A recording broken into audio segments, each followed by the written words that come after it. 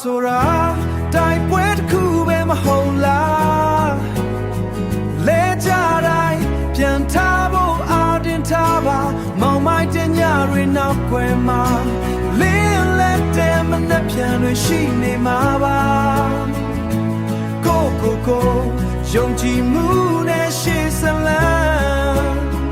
တရားတွေဟာမင်းအတွက်တန်ဖို့ရှိတယ်မသားဘဝဆိုတာတိုက်ပွဲတစ်ခုပဲမဟုတ်လားလဲကြတိုင်းပြန်ထားဖို့အားတင်ထားပါမောင်မိုက်တဲ့ညတွေနောက်ွယ်မှာလင်းလက်တဲ့မနှက်ပြန်တွေရှိနေမှာပါကိုယုံကြည်မှုနဲ့ရှေ့ဆက်လန်းတရားတွေဟာမင်းအတွက်တန်ဖို့ရှိတယ်မသားတရားတွေဟာ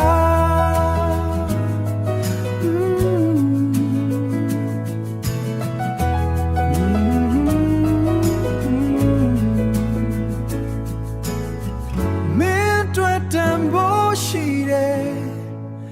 မသား